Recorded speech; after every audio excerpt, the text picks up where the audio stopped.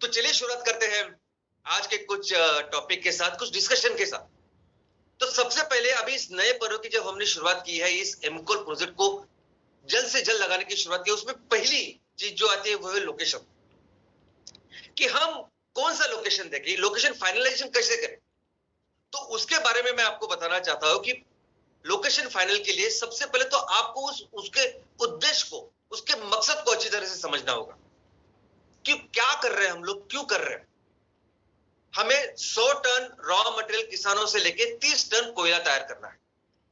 अभी इस चीज को क्या क्या चीजें लग सकती है, अभी ये सोचने के लिए उतनी सूझबूझ काफी है, जो सूझबूझ, जिस सूझबूझ के साथ कई सारे आपने घर के काम किए होंगे। जरूरी नहीं कि आप इंजीनियर हो, जरूरी नहीं कि आपको कोई टेक्निकल बैकग्राउंड हो, जरूरी नहीं कि आपको कोई ऐसा अनुभव हो, लेकिन अगर आपने घर में किसी की शादी की है, घर में कोई इवेंट किया है, इवन अभी नवरात्रि के दिन, नवरात्रि दिन में अगर सार्वजनिक नवरात्रि के जो उत्सव हम लोग मनाते हैं, तो उसमें भी कई सारी चीजें हम लोग प्रोग्राम का आयोजन करते हैं, गरबा का आयोजन करते हैं। फिर हम लोग देखते हैं कि हमारे पास जगह कितनी है, कितने लोग आ सकते हैं, उनकी क्या क्या व्यवस्था करनी होगी। ये सब चीजें जो दिखती है ना, बस उतनी ही सूझबूझ जरूरी है हमारा लोकेशन फाइनल करने के लिए। एक बात तो है टेक्निकल, इलेक्ट्रिसिटी कितनी चाहिए, पानी कितना चाहिए, शेड कितनी है, वो अलग बात है। लेकिन जब ये पूरा प्रोजेक्ट जब मैनेज करना है और आप इसके प्रमुख हो, इस पूरे बिजनेस के प्रमुख हो, तो आपको बस उतनी सूझबूझ चाहिए जितनी सूझबूझ हम घर का, अगर खुद का कोई घर का कार्यक्रम होता है तो उसके लिए जो करते बस उतनी। तो दोस्तों इसी सूझबूझ के साथ शुरुआत करनी है। सबसे पहले तो देखेंगे स्पेस, जगह। तो बायोमास ब्रिकेट के जितने भी प्लांट आज के इस भारत में है, मैक्सिमम प्लांट्स की जो क्षमता है वो 10 से 15 टन पर डे आउटपुट की है। जो भारत का सबसे बड़ा प्लांट करके क्लेम करते हैं, उनका plant 60 ton per day output का है। तो ऐसे कोई भी आदमी से अगर आप पूछोगे कि मुझे 100 टन इनपुट का प्लांट लगाना है, 30 टन आउटपुट का प्लांट लगाना है, तो वो कहेंगे कि आपको कम से कम 8-10 एकड़ जमीन लगेगी, क्योंकि जो 60 टन पर डे का आउटपुट का जो सबसे बड़ा प्लांट है वो भी 50 एकड़ जमीन में। और कोई भी अगर एग्रोबेस्ट इंडस्ट्री अगर आप देखोगे, चीनी की फैक्ट्री हो गई, उसमें भी अगर आप देखोगे कि जहां 100, 200, 400, 500 टन माल आता है, तो वहां जगह भी 100, 150, 200 एकड़ होती है। यानी 50 एकड़ के नीचे तो कोई भी ऐसा शुगर का प्लांट लगता ही नहीं। ऐसी परिस्थिति आज बाहर है। तो कोई भी आपको बोलेगा कि ये प्लांट, इस प्लांट के लिए 5-6 एकड़ तो चाहिए ही चाहिए। लेकिन हम क्या कहते हैं, आपको 5-6 एकड़ नहीं, आपको सिर्फ 1 एकड़ जगह देखनी है, जिस जगह में हम लगाना है, जिस जगह में ये 100 टन आएगा, प्रोसेस होगा और 30 टन माल को हम तैयार करेंगे।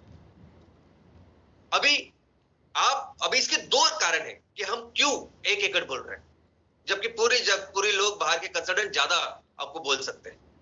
सबसे पहले तो 1 एकड़ ऐसी जगह है जो हम आसानी से हमारे तहसील में प्राप्त कर सकते हैं, हमें अवेलेबल हो सकती है ऐसा इंफ्रास्ट्रक्चर। लेकिन अगर मैं 5 एकड़ या उससे ज्यादा रखूं तो ये बहुत मुश्किल हो सकता है। हमारे कई सारे ऐसे तहसील है कि जहां इतना इंफ्रास्ट्रक्चर नहीं अवेलेबल। तो 1 एकड़ ये आसानी से उपलब्ध हो सकता है। और जरूरी नहीं कि 1 एकड़ में काम ना हो, क्योंकि जब हम गांव की बात करते हैं तो गांव में शायद हो सकता है कि 100 टन माल हैंडल करने के लिए 50 एकड़ या 10, 20, 50 एकड़ लगेगी जमीन। लेकिन अगर शहरों की बात करें तो शहर में कई सारे ऐसे उद्योग हैं कि जहां 100 टन और उससे भी ज्यादा माल, रॉ मटेरियल हो, फिनिश प्रोडक्ट हो, इसको 1 एकड़ से भी कम जगह में हैंडल किया जाता है कि नहीं। आप अपने शहर में कचरे की कोई चीज है, कोई रद्दी वाली चीज है, या कोई भी ऐसा लॉजिस्टिक वाला जगह देखिए कि जहां 100 टन से भी ज्यादा माल वो एक कम से कम जगह में वो एडजस्ट करते हैं। वो देखते हैं कि कौन सा ट्रक कब आएगा, कितने जल्दी उसको हम डाउनलोड करेंगे, ये सब चीजों का उसमें इस्तेमाल होता है।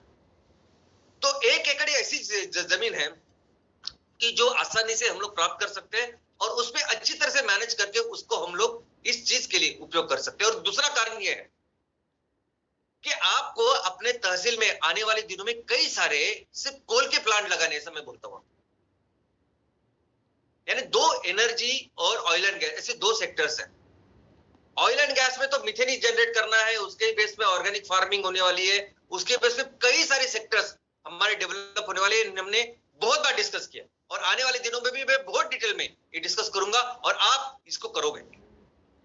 क्या होगा कार्बन डाइऑक्साइड से, क्या होगा मीथेन से, सीएनजी से, कुकिंग गैस से लेके हम लोग क्या क्या तैयार करेंगे, ये सब मैं आपको बताऊंगा। उसे बताऊंगा नहीं, आप करेंगे सब कुछ। लेकिन जहां तक कोल की बात है, ये कोल आज की तारीख में भी पूरी दुनिया में 60% से ज्यादा जो इलेक्ट्रिसिटी का निर्माण होता है वो कोयले से तैयार होता है। तो कोयले के भी प्रोजेक्ट करेंगे आप आने वाले दिनों में, कई सारे प्रोजेक्ट आपको कर रहे हैं। तो 1 एकड़ में अगर आप एक्सपर्ट हो गए तो आने वाले दिनों में उसको रेप्लिकेट करना बहुत आसान है, इसलिए 1 एकड़। दूसरे, इलेक्ट्रिसिटी कितनी चाहिए, तो ऐसे सभी बायोमास के प्लांट जो आज की तारीख में चल रहे हैं और जो आपने देखे भी होंगे, कहीं भी 100 किलोवाट से ऊपर बिजली नहीं है, लेकिन हम कहते हैं कि हमें बिजली चाहिए 315 किलोवाट। अभी 315 किलोवाट क्यों चाहिए? तो दोस्तों, हमें वो बायोमास को कंप्रेस करके उसकी ब्रिकेट, उसकी पिलेट उतना ही नहीं बनाना है, हमें उससे इस तरह का कोयला बनाना है जो कोयला हमारे इस कोयले को रिप्लेस करे। ऐसा कोयला बनाना है कि जिसकी कैलोरीफिक वैल्यू बेहतर हो, ऐसा कोयला बनाना है कि जिसकी शेल्फ लाइफ, यानी नॉर्मल बायोमास ब्रिकेट जो है वो अगर आप इस ऐसे दिनों में, अभी बारिश के दिनों में तो ज्यादा रख भी नहीं सकते, वो उसको बहुत जल्दी हमें इस्तेमाल करना होता है, ऐसी इतनी उसकी लाइफ होती है। नहीं तो जैसे किसी खाने को फंगस आता है वैसे उसको आ सकता है, ऐसे कई सारे बायोलॉजिकल चीजें। लेकिन हमें ऐसा कोयला बनाना है कि जो ज्यादा देर तक हम लोग ऐसे ही रख सकते हैं, हम अपने देश से दूसरे देश को निर्यात कर सकते हैं। तो ये चीज करने के लिए लगती है इलेक्ट्रिसिटी। तो कितने चाहिए मिनिमम? तो मैं तो आज की तारीख में कहूंगा कि आपके साइड पे वो इलेक्ट्रिसिटी होनी चाहिए। उसको अपग्रेड करें, क्या करें तो ठीक है, हम लोग करेंगे। अगर आपके पास 100 किलोवाट भी है तो भी हम लोग देखेंगे कैसे उसको अपग्रेड कर सकते हैं, नहीं तो कैसे उसका ही इस्तेमाल करके हम लोग बाकी का काम आगे कर सकते हैं। शेड के बारे में भी अगर आप देखोगे तो ऐसी चीजों के लिए 100 टन जहां माल आ रहा है वहां 8,000 से लेके 10,000 स्क्वायर फीट इतनी जगह लगेगी, शेड लगेगी, सॉरी। लेकिन हम कहते हैं कि शेड आपको एक 5,000 स्क्वायर फीट की शेड चाहिए। लेकिन मैं तो इसके लिए भी हम लोग तैयार है कि अगर कम 3-3,500 स्क्वायर फीट भी आपकी शेड है, उसमें ये basic plant and machinery products तैयार हो, और जो यूटिलिटीज है वो अगर करनी है तो आजू बाजू, जैसे अभी नवरात्रि के लिए अपने मंडप तैयार किए हैं, वैसे कुछ करेंगे। लेकिन उस प्रोजेक्ट को लगाएंगे, जल्दी से जल्दी लगाएंगे, और अपने वहां एग्जिस्टिंग इंफ्रास्ट्रक्चर में कैसे जल्दी से जल्दी प्रोजेक्ट को शुरू करते हैं, उसकी दिशा में हम लोग काम करेंगे। और कई सारे ऐसे भी सुझाव आए हैं, कई सारे ऐसे मेल भी आए हैं, बहुत ज्यादा नहीं, थोड़े से, लेकिन उन्होंने कहा कि हमारे पास ओपन स्पेस है, एनए है, लेकिन वहां इलेक्ट्रिसिटी नहीं, पानी नहीं, शेड वगैरह नहीं, तो क्या हम लोग इसका इस्तेमाल कर सकते हैं? वो ऐसे सब है, तो सर नहीं करनी है आज। इसका कारण यह है कि हम अभी जो बायोफ्यूल स्टेट का प्रोजेक्ट कर रहे हैं उसमें देख रहे हैं कि इलेक्ट्रिसिटी लाने में कितनी मुश्किल होती, कितनी चैलेंजेस है, कितनी दूर हो सकती है वो इलेक्ट्रिसिटी का सोर्स, कितना समय लग सकता है उसको, कितने पैसे लग सकते हैं हमारे। शेड्स की भी अगर मैं बात करूं, स्ट्रक्चर की भी बात करूं, तो उसको स्टार्ट करने के लिए सीधे सिंपल ग्राम पंचायत जो एनओसी होती है वहां से लेके कई सारी चीज लगती है। तो क्यों इसमें आज की तारीख में हम समय अपना वेस्ट करें, जबकि हमारा पूरा फोकस है कि जल्दी से जल्दी इस प्रोजेक्ट को शुरू करने के लिए। तो मैं आपसे विनती करता हूं कि कृपया आप जहां ये दो चीजें हो, इलेक्ट्रिसिटी और शेड हो, वही हम लोग आज की तारीख में आपका काम शुरू करते हैं। पानी का स्टोरेज हमें चाहिए 50,000 लीटर का। घर में अगर 5 लोग हैं तो हम लोग देखते हैं कि हमें 400 लीटर 500 लीटर की इतनी जो टाकी है या उतना जो स्टोरेज है उतना सफिशिएंट होता है। वैसे ही हमारे इस फैक्ट्री को, उस प्रोसेस को, या जो मजदूर है वहां काम करेंगे, सभी लोग वहां रहेंगे, उस सबकी जो यूटिलिटीज है उसके लिए जो पानी चाहिए वो लगभग 50,000 लीटर का है। वे ब्रिज, वजन काटा तो कंपलसरी चाहिए, क्योंकि कितना माल आया, कितना माल गया, ये कैसे हम लोग इसका रिकॉर्ड करेंगे? तो इसके लिए कंपलसरी जब भी कोई माल रॉ मटेरियल आता है तो उसको भी हमें वे करना पड़ेगा, उसका वजन करना पड़ेगा, जाते वक्त भी वजन करना पड़ेगा, उसका रिकॉर्ड रखना पड़ेगा। आपके जगह पे अगर ये वजन काटा है तो बहुत अच्छी बात है, लेकिन वजन काटा अगर हमारी इस जगह पे नहीं है, आजू बाजू है, सो 100-200 मीटर पे है तो भी हम उसका इस्तेमाल कर सकते हैं, लेकिन ये होना जरूरी है। और इसके अलावा कई बाकी के इंफ्रास्ट्रक्चर भी आपको नजर आएंगे। आपके जमीन को आप देखेंगे कि कंपाउंड कैसा है, हो सकता है कि कंपाउंड नहीं हो, तो ऐसी जगह पे कंपाउंड में बहुत ज्यादा बड़ा बड़ा हम दीवार नहीं लगाएंगे, ऐसा कुछ नहीं करेंगे। लीज की जमीन है वो, हम लोग आसानी से उस कंपाउंड को बड़े बड़े पेड़ लगा सकते हैं और अपने कंपाउंड तैयार कर सकते हैं। गेट नहीं है तो किस तरह का गेट तैयार कर सकते हैं उसके बारे में सोच सकते हैं, या आज का भी जो गेट है कैसे उसको बेहतर कर सकते हैं। सिक्योरिटी कैबिन ये सिर्फ सिक्योरिटी के लिए नहीं है, सिक्योरिटी कैबिन इसके लिए है कि वो रिकॉर्ड कीपिंग के लिए, जो जो गेट से अंदर फैक्ट्री में जो भी ट्रक आएंगे, ट्रैक्टर आएगा, बैलगाड़ी भी हो सकती, तो ये सब चीजें हम लोग उसकी उसका रिकॉर्ड रखें, जाते हुए कितना माल जा रहा है उसका रिकॉर्ड रखें, इसके लिए चाहिए वो केबिन। उसके अलावा कुछ जगह ऐसी भी चाहिए जहां आप खुद बैठे, जहां आपका जो कुछ स्टाफ है वो बैठे, ये पूरी चीज को अच्छी तरह से उनका रिकॉर्ड रखें कि कितना काम किया, कितना काम हो रहा है, ये सब चीजों के लिए। फिर ऑफिस, एडमिन बिल्डिंग, वो भी कहाँ रखे, कौन सी जगह आज अवेलेबल है, या हमारा अगर बड़ा शहर है तो उसके अंदर ही एक जगह पे रखे। ये सभी चीजों को हमें अपने घर जैसा, जैसे हम लोग अपना कोई उत्सव करते हैं, कोई इवेंट करते हैं घर में, इस तरह से सोचना है। मैं जब भी बोलता हूँ ना एक्शन प्लान यानी बहुत कुछ बड़ा ऐसा मत सोचिए आप। एक्शन प्लान यानी सिंपल, मैं इस चीज को कैसे हर दिन डे टू डे लेवल पे मैनेज कर सकता हूँ, कैसे मैं अगर मुझे इस चीज को चालू करना है तो क्या क्या चीजें हैं जो मुझे सोचनी पड़ेगी। आप सिर्फ एक वही पेन लेके बैठिए, इसके बारे में सोचिए, छोटी छोटी चीजों का आप ख्याल रखिए, बस यही है एक्शन प्लान।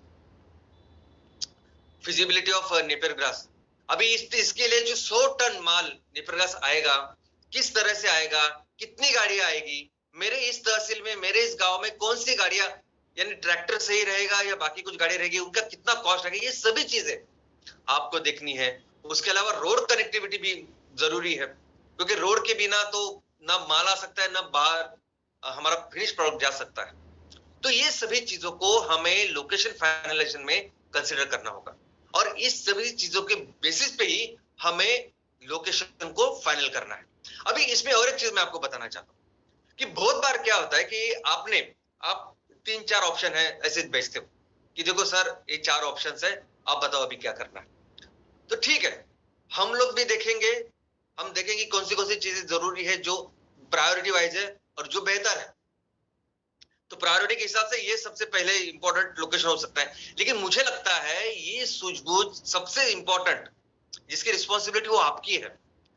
आपको समझना चाहिए कि 4 जो ऑप्शंस है इसमें मेरे हिसाब से जब मुझे प्लान तैयार करना है तो ये सही हो सकता है। तो डिसीजन जब लेना है, उसके बारे में जब सोचना है अच्छी तरीके से, तो मुझे लगता है कि आप सबसे इंपॉर्टेंट पर्सन हो जो इसके बारे में डिसीजन आपको लेना है, ले सकते हो। दूसरा जो नेक्स्ट स्टेप होती है वो है लीज एग्रीमेंट। तो ठीक है, हमने इंफ्रास्ट्रक्चर देखा, ये लोकेशन फाइनल की, तो फिर आगे लीज कैसे करें, एग्रीमेंट कैसे करें। तो हम आपको बोलते हैं कि हमें ये लीज एग्रीमेंट 15 साल के लिए करना है। अभी 15 साल बहुत ज्यादा होते हैं, लेकिन क्यों 15 साल, ये समझना भी बहुत जरूरी है। दोस्तों कैसा है कि आप जब भी कोई बिजनेस की शुरुआत करोगे, उस बिजनेस को समझने में, उसके कई सारे जो चैलेंजेस आपको आएंगे उसको सॉल्व करने में, सोल्यूशन लाने में, या कोई चीज आज पहली बार जब करोगे तो क्रूड होगी, उसको ऑप्टिमाइज करने के लिए, उसको बेहतर बेस्ट करने के लिए समय लगता है।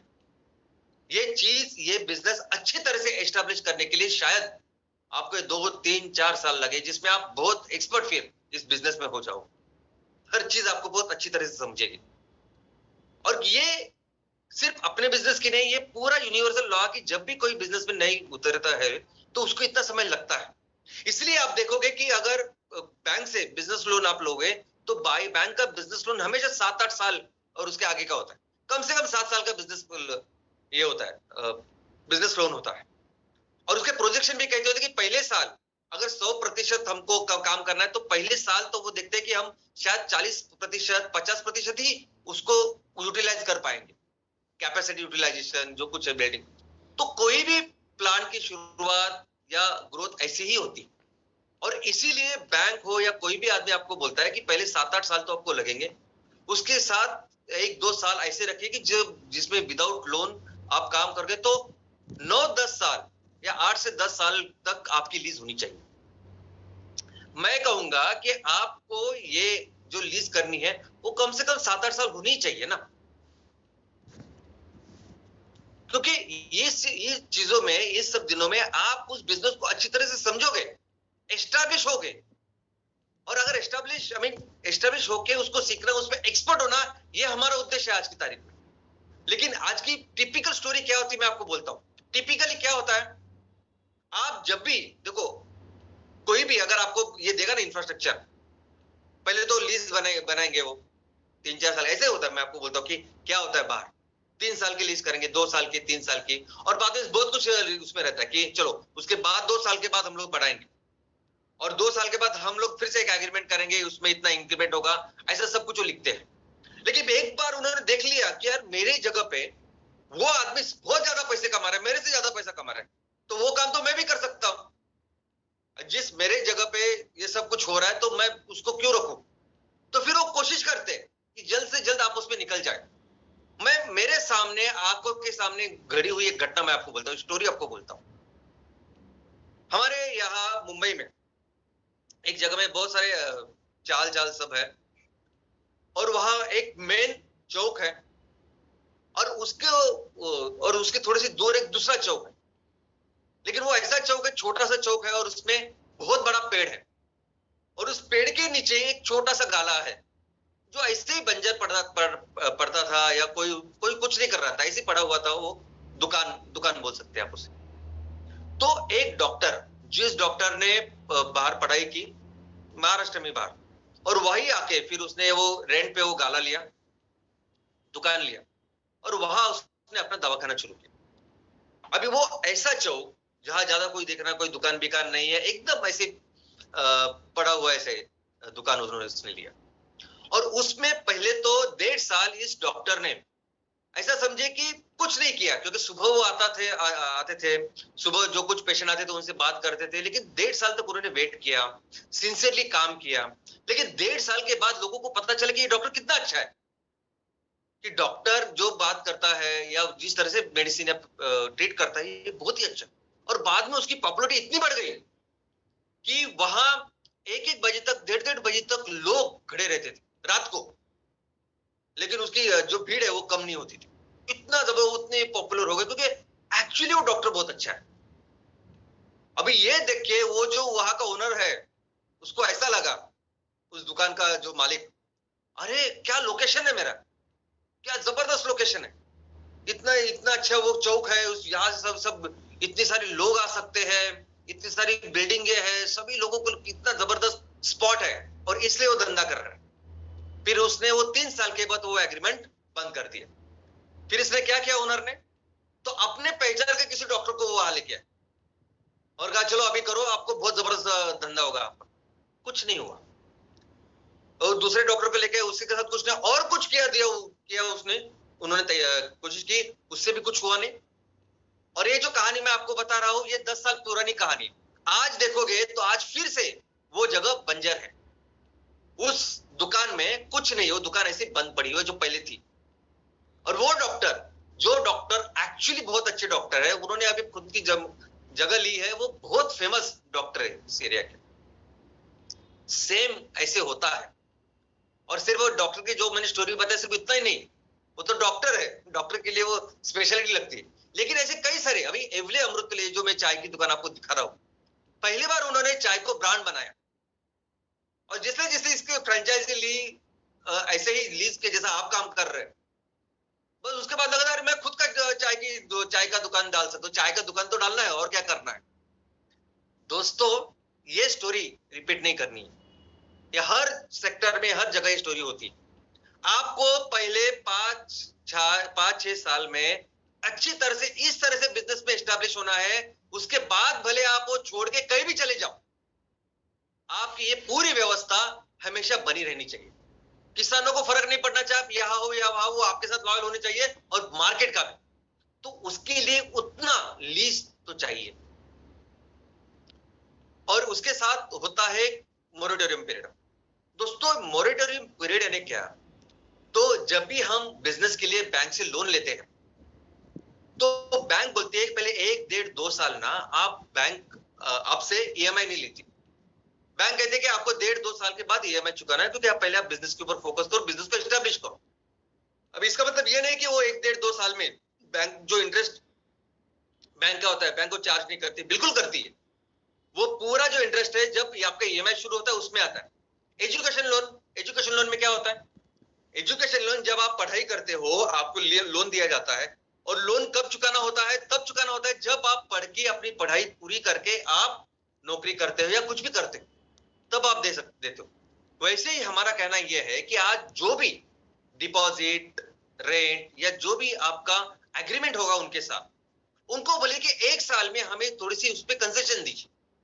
एमसीएल आपको जो उसमें देगा, जो डिपॉजिट देगा, जो रेंट देगा, उनको बोले हम लोग आज इस साल यही दे सकते हैं, और आगे के साल में जितना भी आपका है ना वो आगे के 2 साल में हम लोग चुका देंगे। अब इसमें कोई भी ऐसी बात नहीं है जो पहली बार हम लोग कर रहे हैं। पूरी दुनिया इस तरीके से कर रही है। आपको भी ये सीखना है। हम आपको करेंगे हेल्प उसमें। मैं आपको नहीं बोलता कि आप अपने पैसे उसमें डालो, लेकिन जिस तरीके से मिनिमम इनिशियली कॉस्ट में हमें कॉस्ट कम करके जो काम की शुरुआत करनी है, पहले उसके ऊपर ध्यान देना चाहिए और काम शुरू करना चाहिए। और कितना रेंट होना चाहिए? तो उसमें रीजनल वेरिएशन है ना, यानी आपके जगह पे 1 एकड़ जमीन का कितना भाड़ा होगा, वो आपकी जगह कौन सी उसके ऊपर डिपेंड होता है। यानी एक शहर में अगर मैं देखूंगा तो 2 BHK के लिए, एक फ्लैट के लिए मैं जितना रेंट दूं शहर में अंदर, उतने भाड़े में तो मैं किसी थोड़े से दूर मुझे पूरे बंगला मिल सकता है। तो रेंट कितना होना चाहिए ये आपके ऊपर निर्भर है। आपको वो निगोशिएशन करना है, आपको उनसे बात करें। ऑफ कोर्स हम आपको डायरेक्शन देंगे, हम आपको बताएंगे कि ये गाइडलाइन है, इसके ऐसे ही आपको काम करना है। और बिजनेस में ऐसा ही होगा। देखो बिजनेस में आपको हमेशा गाइडलाइन दी जाएगी, आपको बताया जाएगा देखो ये रास्ता है, इसमें जाओ और अपनी राह बनाओ। ये मैनेजर जैसा काम नहीं है जॉब डिस्क्रिप्शन, जैसा मैडम ने कहा कि हमें क्लर्क्स या नौकर ऐसे बनने हैं, बस वैसे नहीं है। उद्योजक जब बनना है ना तो हर तहसील में, हर गांव की अपनी अलग कहानी होने वाली। कहां से मैं शुरू कर रहा हूं, क्या मेरा बैकग्राउंड है, मैं कहां से हूं, मैंने कितनी पढ़ाई की है, उससे लेके पर्सनल लेवल से लेके अगर बिजनेस की बात करूं तो मेरे तहसील में ये व्यवस्था है, ये नहीं है, जो कुछ चीजें। तो इन चीजों में जब भी हम लोग एक जगह पे काम करेंगे तो वही सेम चीज सभी तहसील में, सभी गांवों में लागू होगी, ऐसा बिल्कुल नहीं है। ये प्रकृति के अनुसार, प्रकृति के नियमों के अनुसार हर चीज की अपनी अपनी व्यवस्था होगी, इकोसिस्टम होगा। और इसमें हम आपको क्या देंगे? एक ढांचा देंगे, एक गाइडलाइन देके, एक बताएंगे आपको कि इस लेवल पे, इस दायरे में आपको काम करना है। वो दायरा हम हमेशा आपको देंगे। आपको हमेशा एक गाइडलाइन मिलेगी जिसके आगे चल के आपको अपने जो एसओपीज है, जो पद्धति है, उसको पूरा करना है। इसके बाद क्या करेंगे हम लोग? एक बार आपने लोकेशन फाइनल किया, एग्रीमेंट भी हो गया, तो हम लोग प्रोजेक्ट के पहले कुछ एक्सपेंसेस करेंगे, यानी कुछ काम करेंगे। क्या काम करेंगे? तो सबसे पहले मैं आपको बता दूं कि ये जो प्रोजेक्ट पहला हम लोग एमकोल का करेंगे, तो आपको ये समझना जरूरी कि ये बहुत इंपॉर्टेंट प्रोजेक्ट है जो लोगों को कंप्लीटली डेडिकेटेड। क्योंकि हम ये जो प्रोजेक्ट है, इस प्रोजेक्ट का मकसद ये है कि जो 10-15 हजार किसान जो है, जिनको हमने अपने मिशन और विजन में जोड़ा है, उनके लिए जल्द से जल्द कुछ करना। और सभी लोग आज एक उम्मीद लगा के बैठे हैं, इस उम्मीद को विश्वास में तब्दील करने का जरिया है ये प्रोजेक्ट। तो आपको ये प्रोजेक्ट बहुत अच्छी तरीके से करना है। इसीलिए तो क्या करना होगा, तो आपको ये प्रोजेक्ट बहुत बहुत बहुत सुंदर ऐसे रखना है। यानी बहुत सुंदर, इसका मतलब बहुत ज्यादा खर्चा करना है क्या? नहीं, अपने पास तो बहुत लिमिटेड, जैसे डीमार्ट की जो स्टोरी है, आपको पता है कि हम लोग जो कोल बेचने वाले हैं उसको अपर मार्केट रेट है। मैंने आपको एग्जांपल दिया कि जैसे दूध है, जैसे पेट्रोल है, डीजल, वैसे उस लिमिट में ही हमको काम करना है। तो हम देखेंगे कि कैसे हम अपने खर्चे कम करें ताकि प्रॉफिट अच्छा रहे, और प्रॉफिट सब में अच्छी तरह से बटे। लेकिन इसके साथ आज जो बायोमास के प्रोजेक्ट जो भी आप देखोगे, पूरी भारत की बात करते हैं, सबसे ज्यादा तो भारत में ही है। ये बायोमास के प्रोजेक्ट, बायोमास ब्रिकेट के प्रोजेक्ट, यानी कचरे के प्रोजेक्ट ऐसे लगेंगे आपको, इस तरीके से वो दिखते हैं, वैसे नहीं करना है। हमें अपना प्रोजेक्ट बहुत ही खूबसूरत दिखना चाहिए। अभी एक बस्ती में सब लोग रहते हैं, एक चाल में सब लोग रहते हैं, सब तो सबके पास घर उतना ही रहता है, लेकिन आप देखोगे कोई कोई घर बहुत सुंदर लगता है, अच्छा लगता है। क्यों लगता है? तो वैसे ही हमको अपने इस प्रोजेक्ट को अपने घर जैसा रखना है, साफ सुथरा रखना है। घर समझिए ना उस पूरी चीज को। जब आप जाओगे तो आपको ये पता चलेगा कि यार अगर ये मेरी घर है, मैं यहाँ मुझे रहना है, ये मेरा मंदिर है, तो उसमें मैं कैसे उसको अच्छा कर सकता हूँ। जैसा मैंने कहा, ज्यादा से ज्यादा पेड़ लगाइए, ज्यादा से ज्यादा ऐसी साफ सुथरा, बिल्कुल कोई कचरा नहीं होना चाहिए, ऐसा देखिए आप। व्यवस्थापन अच्छी तरीके से करिए, कोई भी आए और वहां देखे तो उनको अच्छा लगना चाहिए, वाह हमने जिस पे भरोसा रखने उसने बहुत अच्छी तरह से ये काम करके दिखा है। ये आपको करना है। और इसमें कुछ चीजें ऐसी होती है ना जो बहुत बेसिक होती है, लेकिन उसके ऊपर ज्यादा हम लोग ध्यान नहीं देते। सबसे पहले पीने का पानी। अब पीने के पानी के लिए मैं बोलता ही नहीं बिल्कुल वो कूलर विलर लगाइए, कुछ करने की जरूरत नहीं कूलर की, लेकिन जितनी जरूरत है उतने पर्याप्त आप वो पानी के मटके तो रखिए। एक बड़े अपने मिट्टी के मटके अगर 4-5 जगह पे आपने लोकेशन रखे, कोई भी आदमी आएगा तो उसको अच्छा पानी मिलेगा, ये बहुत इंपॉर्टेंट चीज है। एक थोड़ी सी चाय की अगर आपने व्यवस्था करी, ज्यादा उसको नहीं लगता, लेकिन फर्क पड़ता है इन सब चीजों से। दूसरी इंपॉर्टेंट चीज है सैनिटेशन, टॉयलेट्स। अभी मुझे कभी कभी बहुत ही आश्चर्य होता है कि खास करके सरकारी बिल्डिंगों में करोड़ों खर्चे होते हैं उस बिल्डिंग के ऊपर, लेकिन टॉयलेट की व्यवस्था देखोगे तो टॉयलेट के बिल्कुल बिल्कुल वो आप जा भी नहीं सकते, ऐसा कभी कभी टॉयलेट होता है उसका। वैसे ही अगर आप टूरिज्म में देखोगे ऑल ओवर द वर्ल्ड, कोई भी टूरिस्ट अभी कहीं जाते हैं, इवन अपने भारत में भी कितने सारे लोग जब कभी जाते हैं और कहाँ रहना है वो कैसे डिसाइड करते हैं, तो देखते हैं कि पहले उस होटल का टॉयलेट कैसे, अगर टॉयलेट सही है अच्छा तब वो फैमिली वहां जाके रहती है। इतना इंपॉर्टेंट है टॉयलेट। और मैं नहीं कहता कि उस टॉयलेट में आपको बहुत ज्यादा खर्चा करें, लेकिन उस टॉयलेट अच्छा होना चाहिए, उसमें गंदे की बदबू नहीं आनी चाहिए। और उस टॉयलेट के आजू बाजू अगर आपने पेड़ के थोड़ी सी कुंडी बिंडी रखी, थोड़े थोड़े पेड़ से लगा, तो वो दिखने में अच्छा रहेगा। अपने घर जैसा, घर में जैसे टॉयलेट अगर आप रखोगे उस तरीके से आपको काम करना। और ये 2-3 चीजें ये बहुत इंपॉर्टेंट अहम हमारे प्रोजेक्ट में होने वाली। तो ये तो प्रोजेक्ट की बात हुई, लेकिन दोस्तों एक बहुत ही इंपॉर्टेंट, बहुत ही सबसे सेंसिटिव और सबसे मोस्ट इंपॉर्टेंट मैं बोलूंगा इस प्रोजेक्ट में जो चीजें, उसकी आज बात मैं आपसे करने वाला हूं। सबसे पहले मैं आपको बताने वाला हूं कि ये पूरा काम जैसा हमने डिस्कस किया, ये पूरा काम हम लोग कर रहे हैं किसानों के लिए, उनकी जो आमदनी, जो वादा हमने उनको किया है उसके लिए। हमें सबको पता है कि हमारा जो ज्यादा मार्जिन है बिजनेस है वो आने वाला है सीएनजी से, सीएनजी, ऑर्गेनिक फार्मिंग, वो फर्टिलाइजर और बाकी कई सारी चीजें, और वही करेंगे हम, वो वो सबसे इंपॉर्टेंट। लेकिन उसके साथ ये जो कोयला, ये जो एमकोल हम लोग बना रहे हैं, इसका मेन उद्देश्य हमारे किसानों के लिए। तो अगर प्रोजेक्ट की हम लोग प्लानिंग कर रहे हैं तो कब हम लोग किसानों को बोलेंगे, कब बोलेंगे कि आप ये अभी लगाओ, हम लोग लेने के लिए तैयार है, तो उसका भी नियोजन हमें आज करना पड़ेगा। और क्या नियोजन है? तो आप सबको पता है कि हमारे इस देश में 2 तरह के हंगाम होते हैं कि जहां इस रॉ मटेरियल को उगाया जाता है। एक है खरीफ, एक है रबी, लेकिन कई सारी जगह पे तीसरा भी हंगाम है। यानी एक तो है खरीफ जो बारिश के साथ शुरू होता है, जून जुलाई में आप शुरू करते हैं और अक्टूबर तक उस फसल आती है। दूसरी होती है रबी जो ठंडी के मौसम में शुरू होता है। और तीसरा इन दोनों के बीच में भी हो सकता है जिसको जैद कहते हैं। तो आज हमारे सामने क्या है? तो आज हमारे सामने है रबी का सीजन। आज हमारे सामने है कि जो अक्टूबर से लेके दिसंबर तक एक सीजन होता है, दिसंबर के मिड तक सीजन होता है कि जिसमें हम लोग किसानों को बोल सकते हैं कि आप अब ये लगाओ, और वो फिर जो फसल है वो आगे के 3-4-5 महीने में तैयार होती है। ये है रबी सीजन।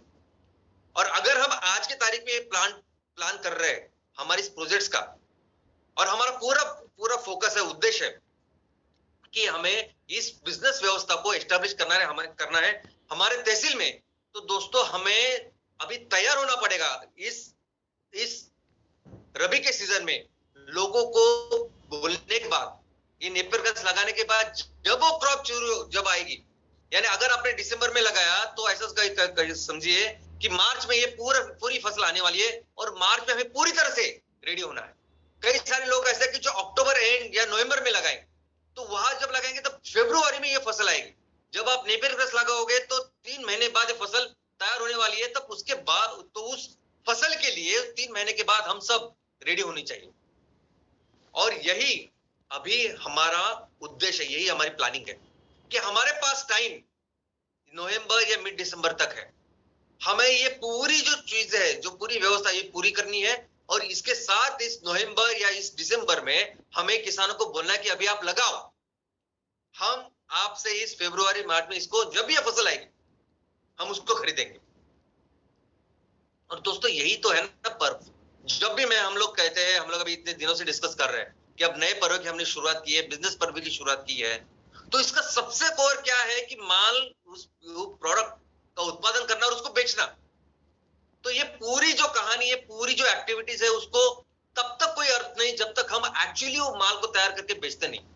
तो आप सबका ये उद्देश्य, हम सबका, आप सबका नहीं, हम सबका, कि हमें आप सभी की फैक्ट्री फरवरी मार्च में शुरू ही करनी है।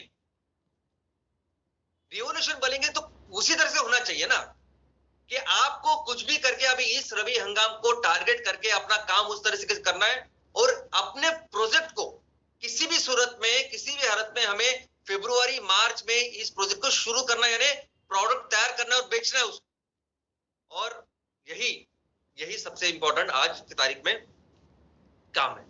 और इस काम में पहले फेज में कम से कम कितने प्रोजेक्ट लगाने, तो 250 प्रोजेक्ट करने पड़ेंगे। अभी आपको हमेशा लगेगा क्या सर हमेशा ये 200-250 इतने प्रोजेक्ट की बात करते हैं। ये सीएनजी के बारे में भी भाई पहले फेज में 225 प्रोजेक्ट की बात की, अभी चल रहा है वो काम। एमकोल के बारे में क्यों इतनी करने की बात?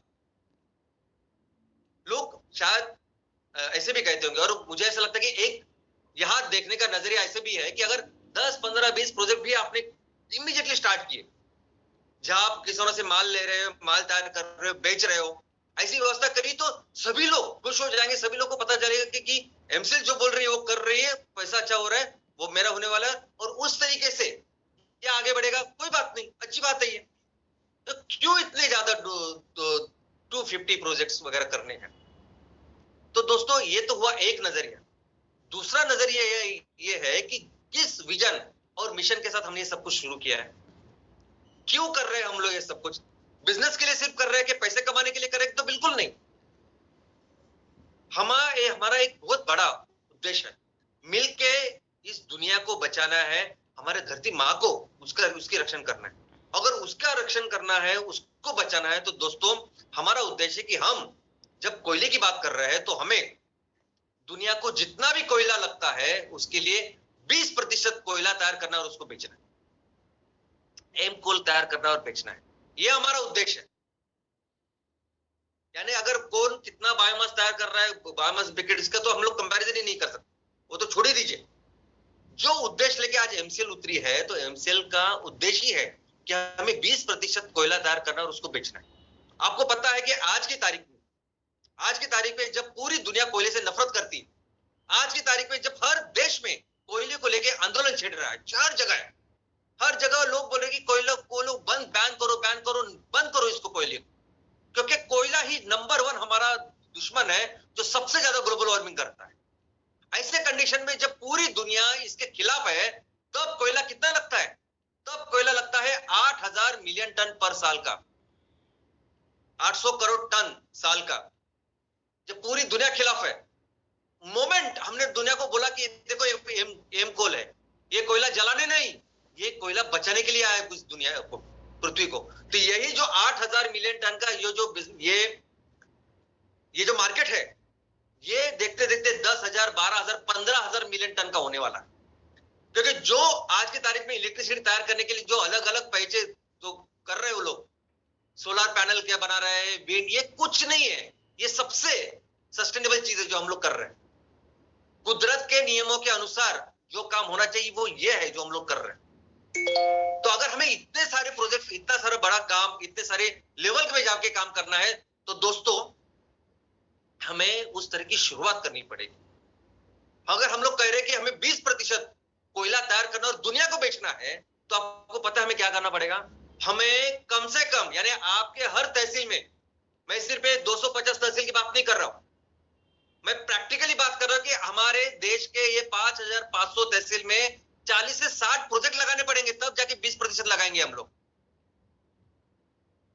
आप जो भी काम आज कर रहे हो ना, कोई भी काम लोकेशन के लिए कर रहे हो, लोगों से बात कर रहे हो, मोरेटोरियम के बाद सब कुछ घूम रहे हो, यहां वहां जाओ, ये मेहनत आप उस एक प्रोजेक्ट के लिए नहीं कर रहे। ये प्रोजेक्ट उस 40, 50, 60 प्रोजेक्ट के लिए कर रहे हैं जिसकी क्षमता आज आपके तहसील में है, और मुझे बताने की जरूरत है बार बार। आप जब यहां तक आए हो तो आपको पता है कि 100 टन माल हर दिन आने के लिए रॉ मटेरियल इतनी ही जमीन लगेगी सिर्फ, और मेरे तहसील में इतनी जमीन है तो मैं कितने प्लान कर सकता हूं, ये आपको पता है। और जो मेहनत आज आप कर रहे हैं ना, वो वही मेहनत है जो इस प्रोजेक्ट को बहुत फास्ट आगे रेप्लिकेट करेगी। ये वही मेहनत है जो मैकडोनल्ड के उन्होंने इनिशियल लोगों ने सिर्फ एक दुकान पे की थी मैकडोनल्ड के। ये वही मेहनत है जब हल्दीराम ने एक पहले दुकान में नागपुर में की थी। ये वही मेहनत है जो एक चाय के लिए, वो अमृत तुल्य चाय करके चाय, उसपे उन्होंने भाइयों ने वो की थी, एक चाय के ऊपर, एक चाय की दुकान के ऊपर। तो ये मत सोचिए कि आप मुझे कैसे भी करना, मैं जब आपको कुछ बोलता हूं कि नहीं ऐसा ही होना चाहिए, देखो आप ढूंढो, फिर पूरे चप्पा चप्पा छान मारो, करो, और एक प्रोजेक्ट नहीं है, आप उसकी नींव बना रहे हो, फाउंडेशन तैयार कर। तो जो मैं कहता हूं कि हमें 250 प्रोजेक्ट करने हैं पहले फेज में, ये कुछ भी नहीं है। इतना बड़ा समुद्र में जितना जो जरूरत है उसमें कुछ भी नहीं है दोस्तों। लेकिन अभी क्या जरूरत है मैं आपको बोलता हूं, जरूरत है टाइम बाउंड मैनर, यानी टाइम टेबल, ये जो हमारा टाइम बाउंड मैनर में काम करने की। अभी कितना भी बहुत ज्यादा समय तक हम लोग इसको नहीं एक्सटेंड कर सकते। हमारे पास अभी ये आगे के 2 महीने हैं। किसी भी सूरत में हमें नवंबर दिसंबर में कुछ किसानों को बोलना ही पड़ेगा कि अभी आप लगाओ, मार्च में, फरवरी मार्च में हम लोग आपसे खरीदेंगे। क्योंकि अगर आपने ये मिस कर दिया, अगर हमने ये काम किया नहीं अभी, तो कौन रबी अगर गया तो फिर खरीफ, तो फिर आगे आप जून जुलाई में आपको करना पड़ेगा ये नेपियर घास। और जून जुलाई में अगर आपने नेपियर घास करेंगे तो उसकी फसल जो आएगी, उसकी फसल आएगी फिर आगे के अक्टूबर में। तो आज जो काम कर रहे हैं उसकी एक्चुअली प्रोडक्शन फैक्ट्री की शुरुआत कब होगी? आगे अगले साल में, आगे के अक्टूबर में। तो दोस्तों हमारे पास अभी इस नवंबर दिसंबर तक इतना ही वक्त है।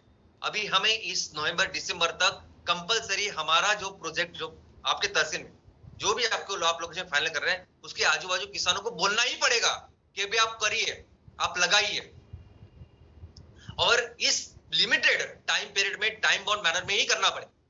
अगर आपको पता है कि मार्च में आपकी एग्जाम है 10वीं की, तो क्या बस वैसे ही आप लोग पढ़ाई करते हैं ना?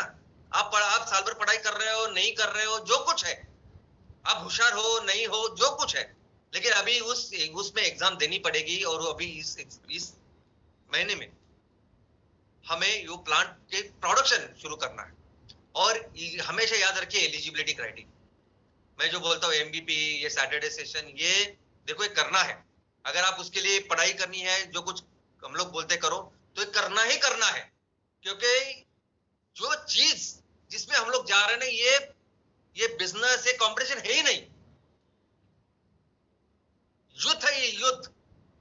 आपको जो लगता है कि इतना बड़ा मार्केट है, इतना सब कुछ है, हम लोग ऐसा करेंगे, और हम लोग पूरी दुनिया के लिए दवाई लेके आ रहे हैं, तो पूरी दुनिया एकदम पूरे ओपन हैंड से हमें एक्सेप्ट करिए, ऐसा नहीं है बिल्कुल। ये जो प्रोजेक्ट, ये जो ऑयल एंड गैस, ये जो एनर्जी की व्यवस्था है, ये इतनी भीषण है, ये इतनी जटिल है कि बाहर की कोई भी कंपनी, कितनी भी बड़ी कंपनी हो अपने देश की बाहर की, वो ऑयल एंड गैस में यहां भारत में बिजनेस नहीं करती। अगर वो नंबर 1 कंपनी भी है, जैसे आरामको कंपनी, अगर उसको भारत में आना है तो उसको आना ही पड़ेगा रिलायंस के साथ।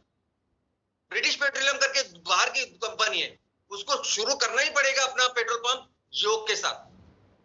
आप बाहर कितने भी हो, लेकिन यहाँ की जो व्यवस्था है इस एनर्जी की, इस पेट्रोल डीजल की, इस पूरे ईंधन की, तो इसमें अभी जो सिस्टम बना हुआ है जिसमें सभी लोग शामिल होते हैं, मैं आपको बोलता हूं, तो इसमें सभी वो शामिल होते हैं। वो आप इस व्यवस्था को आगे जाके अगर कुछ काम करना है तो उस तरीके से सोचना पड़ेगा, उस तरीके से इस चीज को देखना पड़ेगा। दूसरा मैं आपको बोलता हूं, अगर आपको लगेगा कि एक तहसील है, तहसील में तो कितने 50-60 प्रोजेक्ट हो सकते हैं, मैं अपना 10-15 कर लूं, बाकी की कंपनी आएगी वो अपना अपना कर लेंगे, सब अपना अपना बिजनेस करेंगे, उसमें क्या प्रॉब्लम है? ऑयल एंड गैस में ऐसा नहीं होता। ऑयल एंड गैस अरे मोबाइल नहीं है कि बस 50 कंपनी आएगी और मोबाइल का बिजनेस करें, ई कॉमर्स नहीं है दोस्तों। इसमें जब कोई कंपनी, एक तो मैं बार बार हमेशा बोलता हूँ कि एक बार आपने प्रोजेक्ट शुरू किया ना, 50 लोग रहेंगे वहां सेम आपके जैसा काम करने के लिए। मैं अभी अभी लिख के देता हूँ, 50 अलग अलग लोग रहेंगे उसमें। ऐसा समझिए कि 2-4-5 बहुत बड़े कॉर्पोरेट भी हो सकते हैं। और ये जब आएंगे ये देखेंगे कि आपको पूरी तरह से वो आपको बिल्कुल कुछ करने नहीं देंगे। अगर आपको काम करना है तो आपको बस पूरी तरह से सरेंडर होना पड़ेगा, आपकी कंपनी उनको बेचनी पड़ेगी और उनके अंदर काम करना पड़ेगा, यही तरीका होता है। वे बोलते हैं ये मोबाइल जैसा नहीं है कि कोई भी नोकिया आ सकता है तो बिजनेस कर सकता है, एप्पल आ सकता है बिजनेस कर सकता है और उसको कोई एसोसिएशन की जरूरत नहीं होती। ये अलग सेक्टर है। इस सेक्टर में, इस एनर्जी में, इस ऑयल एंड गैस में इसी तरह का काम होगा। एक तो आप रहेंगे नहीं तो सामने वाला रहेगा। और इसीलिए मैं कहता हूं ये जो चीज मैं आपको बोलता हूं ना, ये एमवीपी कीजिए, सैटरडे सेशन कीजिए, हर ग्राम पंचायत के लेवल पे अपने अपना जो उद्योजक है उसको उसको बढ़ा कीजिए। अभी एमवीपी को लेके भी हम लोग ने बहुत उसका शिथिल किया है, रिलैक्स किया है। वो आप अपने सीनियर बीडीए से पूछो, वो बताएंगे आपको क्या करना है। लेकिन सबसे इंपॉर्टेंट है सैटरडे सेशन। सैटरडे सेशन हजारों प्रॉब्लम की एक दवा है सैटरडे सेशन। अगर कुछ भी, अब मैं अभी देख रहा हूं कि हमारे कितने सारे उद्योजक हैं, आप जैसे जैसे आपका पॉपुलर, आप देखो अभी तो बिजनेस करना होना बाकी है, शुरू होना बाकी है, लेकिन आज भी जो आप काम कर रहे हो 10,000 15,000 लोगों को लेके आप जा रहे हो, इतनी बड़ी आप एक विजन और मिशन लेके जा रहे हो, तो लोग जलने वाले रहेंगे, लोग तकलीफ देने वाले रहेंगे, दुश्मन तैयार होंगे आपके। नहीं तो ऐसे भी हो सकता है कि ऑलरेडी दुश्मन है और जिनको अभी कुछ मिला है आपके ऊपर कुछ करने के लिए, ऐसे भी लोग हो सकते हैं।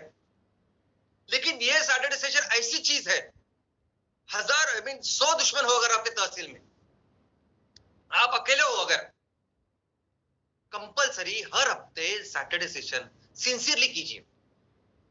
हर हफ्ते अपने गांव के लिए, अपने तहसील के लिए एक दिन, जैसे गुरुवार को हम लोग मंदिर जाते हैं, पूजा करते हैं, शुक्रवार को नमाज अदा करते हैं, रविवार को मास के लिए जाते हैं, वैसे तहसील के लिए एक आधा घंटा खड़ा रहिए ना। और मैं नहीं बोलता वहां एमसीएल का कुछ प्रमोशन मत कीजिए, आपके कंपनी के बारे में कुछ मत बताइए, लेकिन हमारे गांव के भविष्य के लिए, हमारे तहसील के भविष्य की तो बात कीजिए ना।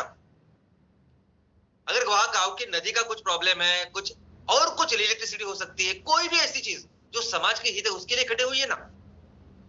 क्योंकि अगर आप सिंसियरली ये काम करोगे तो ये ये ऐसी चीज है कि अगर आपके दुश्मन भी है बहुत सारे, लेकिन उनको भी उनकी फैमिली है, उनके बीवी बच्चे हैं, माता पिता है, और अगर आप सिंसियरली काम करते हो, 1 2 3 4 हर हफ्ते कर रहे हो आप, तो एक तो बात समझ में आती है ना कि ये आदमी भले कैसे ही हो, पर्सनली शाम कैसे भी हो, लेकिन हर हफ्ते वो आता है, हर हफ्ते इस चीज को आगे लेके जाने की कोशिश करता है, उस विजन और मिशन के लिए सिंसियर एफर्ट्स कर रहे हो। अब मुझे बताइए वो दुश्मन क्या करेगा। लेकिन आप जब ये सैटरडे सेशन ही नहीं करोगे, और जब मैं बोलता भी नहीं ना कि बिल्कुल कुछ मत, प्रोडक्ट बिडक धंधा बिंदा कुछ मत बोलिए उसके बारे में, आप ऐसी चीजें बोले और कोई नहीं करता। देखो लोगों को भी क्या चाहिए, मैं आपको बोलता हूँ, जो लोग भी है ना हमारे गांव में, हमारे देश में, क्या चाहिए उनको, ये पैसे वैसे के लिए सब लोग खड़े हैं क्या? ऐसा नहीं कुछ। उनको चाहिए कि कोई ऐसा आदमी हो जो उनके भविष्य के बारे में सोचे, कोई ऐसा आदमी हो जो सिंसियरली उसके ऊपर काम करे और हम लोग उस पर ट्रस्ट कर सकते हैं। तो ऐसा करें ना, आप अगर खुद हो, आपके पास 2-4 एमबीपी करिए ना, हर हफ्ते एमबीपी सैटरडे सेशन। जैसे मैंने कितनी बार आपको कहा कि इसकी पद्धति क्या है, नहीं कोई आगे आ रहे तो सब अपनी फैमिली के या अपने आजू बाजू के जो 2-4 मेंबर उनको सामने खड़े रख के चालू तो कीजिए। आप लोगों को पता तो चले कि हर हफ्ते ये आदमी इसी जगह पे, इसी टाइम पे जाके हमारे भविष्य के लिए कुछ कर रहा है, आज के प्रॉब्लम को सुलझाने के लिए कुछ कर रहा है। ये सबसे सबसे सबसे इंपॉर्टेंट चीज है। ये ना सिर्फ आपको ये कंपटीशन, ये जो वॉर की बात कर रहा हूं ना मैं, इसके आगे रखेगा हमेशा, लेकिन ये सभी लोग आपके लिए हमेशा जिंदगी भर खड़े रहेंगे। और अगर मैं बिजनेस की बात करूं तो आप बहुत अच्छा बिजनेस इसमें करोगे। और ये जो विजन है हमारा कि हमें अपने तहसील को एक राज्य बनाना है, एक सुजलाम सुफलाम राज्य, तरह से 100% आत्मनिर्भर। कोई भी चीज अगर हमें हमारे गांव को लगती है, तहसील को लगता है, तो कोई जरूरत नहीं कोई आए हमारे ऊपर उपकार करे। एजुकेशन हो या अच्छे रोड्स हो, मेडिकल की व्यवस्था हो, स्कूल वगैरह, बाकी सब कुछ जो चीजें, पानी की व्यवस्था हो, इलेक्ट्रिसिटी की व्यवस्था हो, अब ये सब चीजें अगर गांव में करनी है, तहसील में करनी है, तो पैसे लगेंगे ना, पैसे बहुत जरूरी है।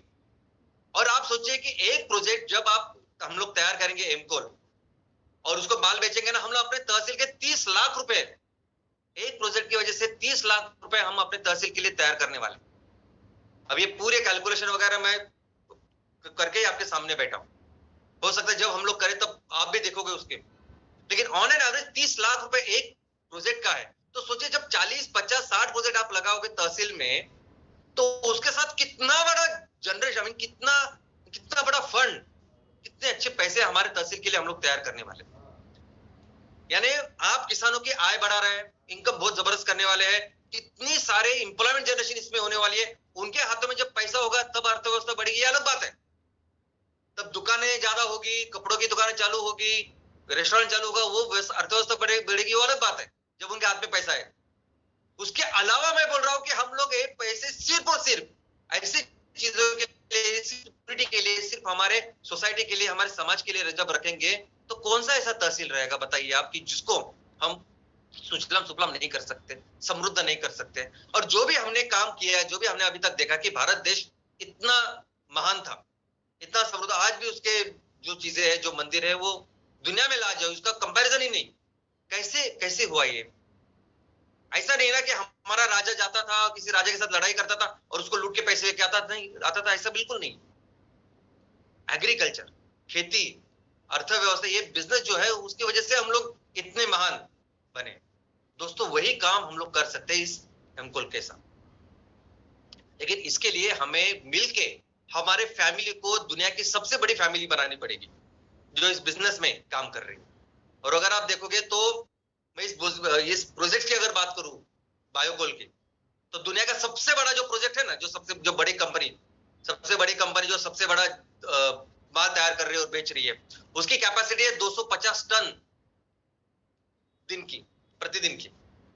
अपने देश में जो सबसे बड़ी होने का दावा करती है, उसकी कैपेसिटी है 60 टन प्रतिदिन की।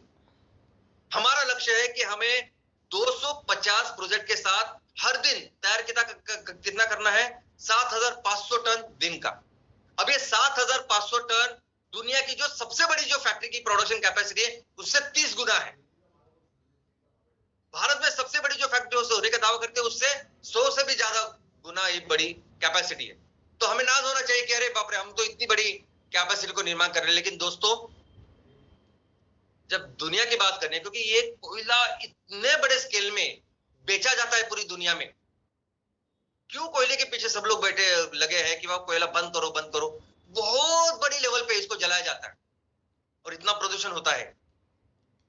तब इसको जब 20% की बात कर रहे हैं हम लोग, 1% जब माल तैयार करना है ना, सिर्फ 1%, 1.2%, तो उस 1% के लिए हमें दिन का 3,30,000 टन तैयार करना पड़ेगा। मैं दिन की बात कर रहा हूं, 3 लाख यानी 7,500 टन अगर हम लोग पकड़े तो 3,30,000 टन जाएंगे, तब 1% से ज्यादा 1.2% दुनिया के लिए तैयार करेंगे आज के हिसाब से 8,000 मिलियन टन के हिसाब से। और इसके लिए क्या करना पड़ेगा? तो इसके लिए आपके हर तहसील में, यानी पहले 250 नहीं और जो हमारे साथ अभी 800 800 वो नहीं, हमारे सभी 5,500 तहसील में 2 प्रोजेक्ट चालू करने पड़ेंगे अगले साल के एंड तक। तब जाके दुनिया के लिए 1.2 इतना % बना सकते हैं और तो एक बड़ा नाम हमारे पूरे फैमिली का हम लोग कर सकते हैं। और ये कब करना है? अगर 5,500 तहसीलों में 2-2 प्रोजेक्ट आगे के साल के एंड तक करना है, तो आपको अपने तहसील में फरवरी मार्च में पहली फैक्ट्री तो चालू ही करनी पड़ेगी ना। आप एक 250 है, उससे 300 करिए। आप अगर 2 साल से हमारे साथ है या 2 महीने से है या 2 हफ्ते से, आप सोचे कि मुझे फरवरी मार्च में करना है काम, क्योंकि ये पहला का काम करेंगे तब दूसरी फैक्ट्री की हम लोग शुरुआत करें, तब आप अगले साल एंड तक आपकी दूसरी फैक्ट्री भी लगेगी और चालू हो जाएगी। और उसके साथ तो हमें कितने सारे तहसील में भी काम करना है। तो फेब्रुआरी फोकस कीजिए और इस काम को करिए और बहुत ही एग्रेसिवली कीजिए। तो टाइम बाउंड मैनर में कीजिए।